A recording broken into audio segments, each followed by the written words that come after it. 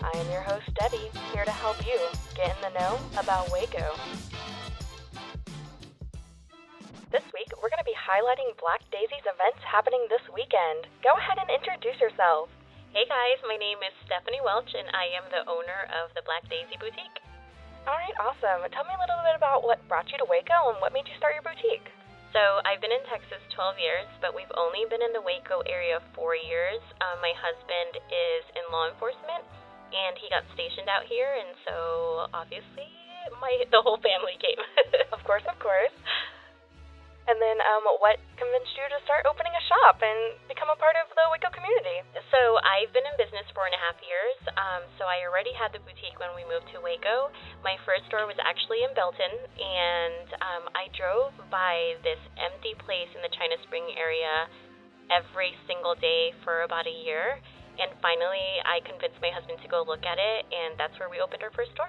That's so exciting. And I know you just opened a second shop as well, right? Yes, so we just opened our second location in downtown Waco. We are on Washington and 12th Street, and it's also a salon, Wicked Hair Studio. So we have 3 stylists in there and the boutique. All right, awesome. And go ahead and tell me about your events this weekend and what made you want to go ahead and do them. Okay, so for First Friday, we have from 5 p.m. to 7 p.m. we're collecting school supplies for Foster Village Waco. As a former foster mama myself, I know how hard it is to be able to come up with all of this stuff sometimes. So we wanted to do just a school supply drive, and you get an extra 10% off if you bring a donation on top of tax-free, obviously.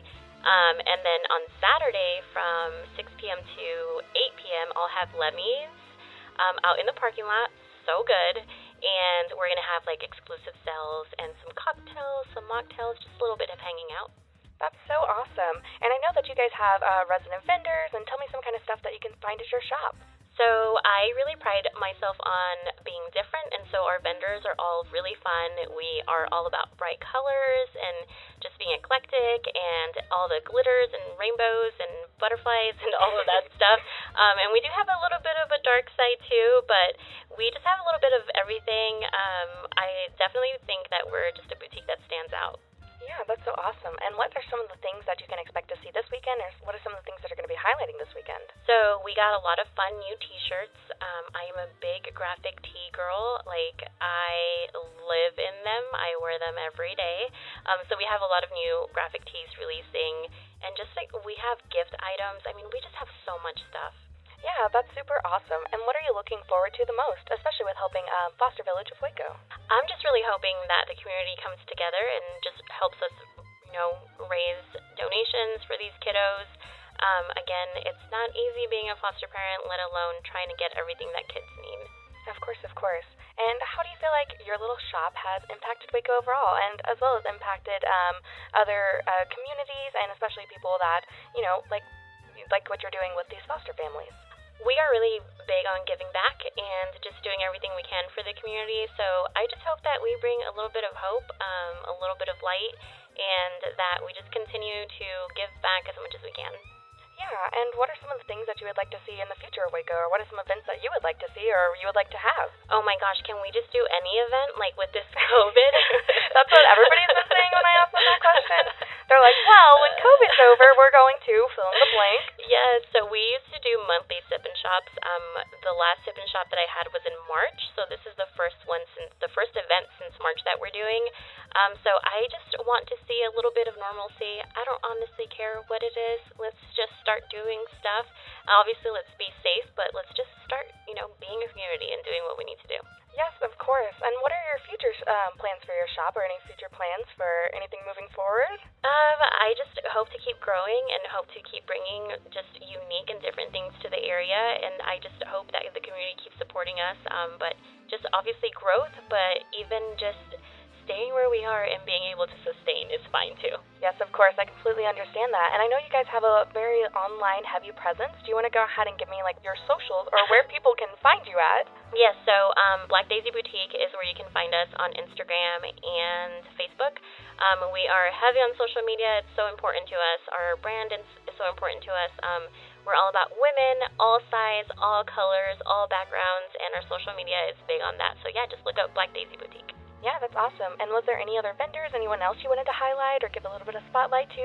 Oh my gosh, we have so many amazing vendors. Pretty Purpose, leather jewelry, Mrs. Charming. I'm like drawing blanks. She makes amazing like resin and clay jewelry. We actually had her on the show a couple weeks ago for your grand opening. Love her. We have Monica who makes crochet by Monica. Yes, and then Muddy Craft makes like stamp bracelets, and she's just started making these little word bracelets. Oh, and yours says magical on it. I love that. Representing. She's repping in the studio. Yeah, so we have Monarch and Maple that has gift items, and we have 3 other boutiques at our China Spring store. So I am all about supporting women-owned businesses. That's forever and ever. Yes. Empowered women empower women.